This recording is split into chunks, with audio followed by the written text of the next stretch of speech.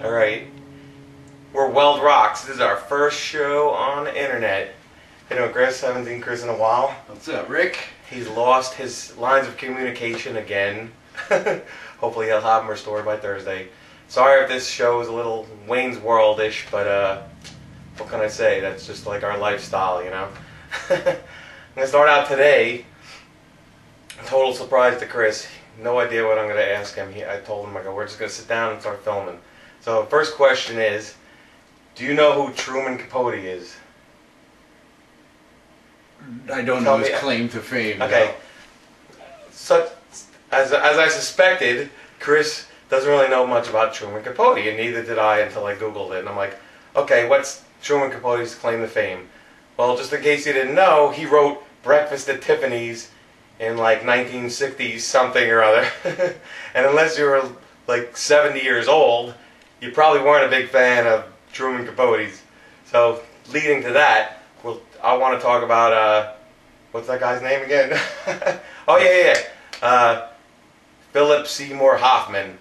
I was like, really wasn't familiar with his body of work until, you know, I was like poking around. Like, oh yeah, he did a Truman Capote's biography and won an Oscar for it. And they were touting about all his acting skills and blah, blah, blah. And quite frankly, the only thing I ever saw him ever do was talk about sharding in his pants with Ben Stiller, and I thought that was like his big comedic break. I just sharded. I just sharded. I just sharded. So that's that, and you know, so I don't know what Chris's thoughts on that was, because he read all the articles about the guy too. Any thoughts on that one? No. Not really. I just stay away from the diesel. Yeah, screw it. That's the end of end of that Capote. End of that conversation. We were just talking about our conversation before. Chris posed an interesting question. Yes, apparently our diesel-loving friend who loved it too much played Truman Capote.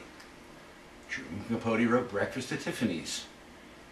My question is, why have breakfast at a jewelry store? Yeah, that was their Taylor ham there anyway. Yeah, right? I'm sure they have good breakfast at Tiffany's. Delicious. When you're buying your next diamond ring or tennis bracelet, asking for Taylor ham, egg, and cheese on a roll. How about beer at Tiffany's? Yeah, there you go. That's my breakfast. It's like Jello shots at Tiffany's. There you go. Another thing I thought was interesting is they're going to do a tribute album to Ronnie James Dio, and actually what made me think of something too was like I thought Philip Seymour Hoffman was actually like an unfunny Jack Black. So leading into Jack Black, they're having a Dio tribute album. It's like This Is Your Life, Ronnie James Dio, and they're going to have Metallica's apparently doing 4 songs, and Jack Black's going to be on there. He's doing Last in Line. And apparently, instead of the big flute solo in the beginning of Last in Line, they're going to have Kyle Gass is going to do some crazy guitar solo, and it should be interesting. That should be. Well, anyway, let's crack a beer. Already cracked. Okay. Anything to talk about? Anything new?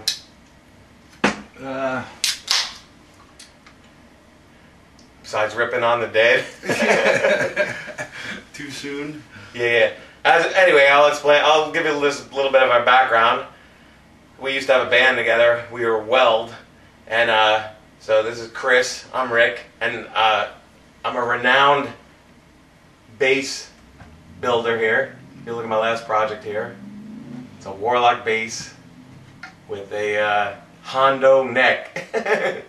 So I was like, it should be pretty interesting when I'm done. I learned something new about bass building. It's like I ran out of space for the bridge here, so I'm actually going to add individual bridges to this when I'm done. So it should kick ass. Because I was just sick. I figured we'd start a web show here and just see what happens. Because I was sick of just making little dumb videos on YouTube, like about nefarious guitar dealers at flea markets.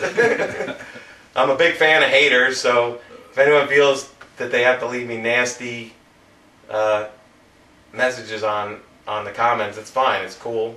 I'm into it. I won't erase anyone's comments. Oh, Chris ran away. It's Sunday morning, breakfast time, crack a beer. I highly recommend this Molson Triple X. Very good stuff for breakfast. Over the years, we had a lot of funny conversations, and that's why we're having so much trouble catching up to Wayne's World 30 years later. Right. Because like people like us are kind of fading out. So another interesting comment was I figured I'd have this conversation with Chris. Because I noticed culture doesn't seem to last more than like 20, 30 years. So unfortunately, a lot of the majority of the population now is, I guess, people between the ages of 60 and 80. So when it comes to entertainment and other things, it's like you see a lot of that kind of thing dominating the news. Also, the other way around, you know, same thing with kids too. It's like you have all these bands come and go, and every other day it's someone else. It's hard to keep track of. It's just crazy. Well, and apparently you're supposed to boycott Pink Floyd too now. Why is that? Because Roger Waters is a big proponent of like anti-Israel rhetoric. He's like saying that you know, they're cruel and unusual. Israel? So yeah. Hey, So so Roger Waters, I was gonna tell you about that too. They're saying Roger Waters, people like say that he's a big proponent of that. So it's interesting news. Why would he care about Israel? I don't know. Oppression. He thinks that people are being oppressed. In Israel? Yeah. You know, like Compared apartheid. to where? Exactly. To Ukraine? Yeah, exactly. Yeah, that would be another subject. Apparently, Ukraine, they're done. Congratulations to the new Way to regime. overthrow the government. Yeah, they've been battling it out for, I guess, a few months now. And going back to Seymour Hoffman, all you drug users, they busted Guzman today. The prices are going up. Yeah, there you go. That's funny. Oh yeah, I saw pictures of that too. It was like the army with guns to the guy's head and stuff. Yep. But last time they locked him up, he escaped. And who was the guy that jumped off the top of the house last time? They just blew him away. The other guy, cartel guy. From Mexico? Yeah. I don't know. Famous guy. Come on, I don't remember. You'd know his name if you saw it. The last guy. The other guy. The other guy. They shot him off his roof, and he tried to run Escobar. Yeah, that's it. Yeah, Pablo. Yeah, they chased him around, and then they shot him off his roof, and he died in a bloody pile of whatever. Human debris. Yeah. So this guy apparently decided to go the less messy route, and I guess surrendered. Yeah, apparently there was no gunfire or nothing. He probably figures, I'll get to jail. It'll be a spa, and then I'll escape and back to running the cartel. Yeah, he didn't do the Scarface ending. Yeah. So too much to live for, I guess.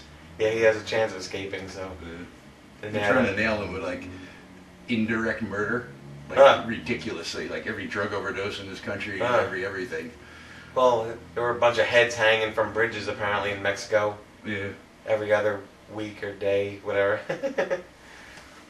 So they rounded up all the heads and they're blaming them for all of them.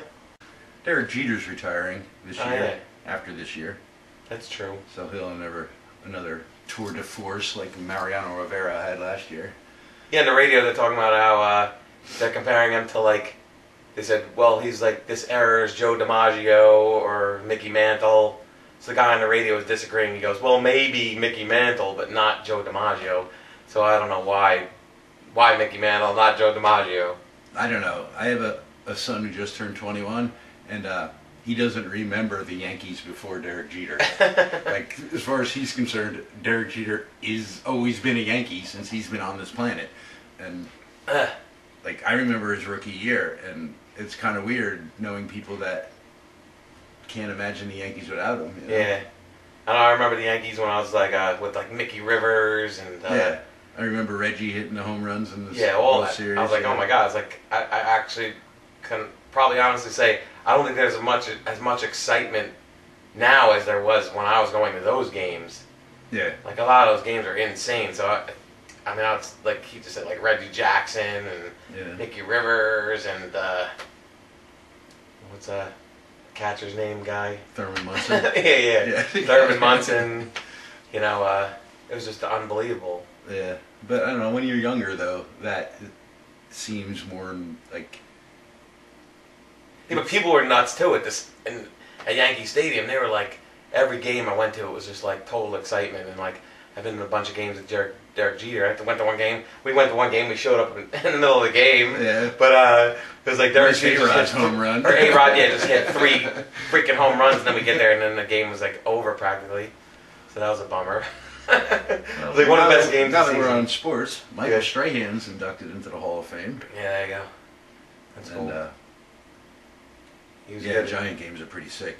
I'm gonna get you to one of these, one of these days. Yeah,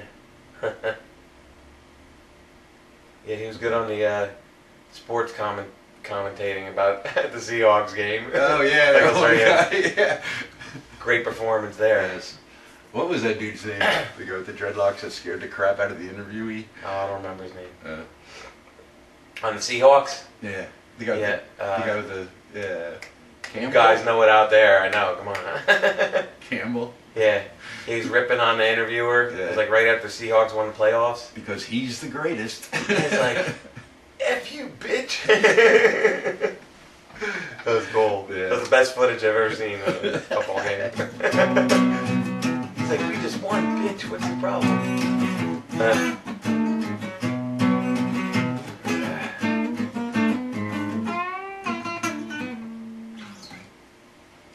Anyway. Oh, you want some background music? Yeah, Chris was just watching some Zepp when he came over. At least he has internet still. YouTube. So now for your listening pleasure. Dribbles underfoot. Yeah. I'll turn it down a little. Alright, so that's it. See, I've been making movies for whatever, a few years now, and this is the first time you actually get to see my face. I was going to hide, but I figure it's time for the public. Yeah, it's that or kiss me, but All right. the way there needs of that. Have a happy Sunday. See you next time we decide to make another movie. Take you out with a song. Here, can't. Let's watch Weird New Jersey in the meantime. Very interesting. We should get another take of this. No, I'm gonna edit it. Yeah, nothing good in Weird New Jersey. See you later. Peace out, world. That was.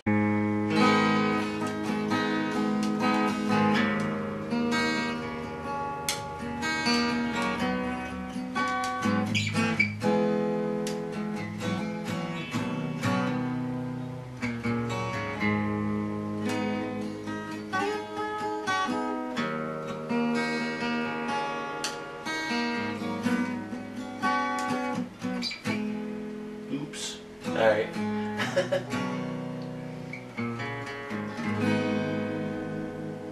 What happened to you? Ruben, I'm in a situation here. We have to leave now.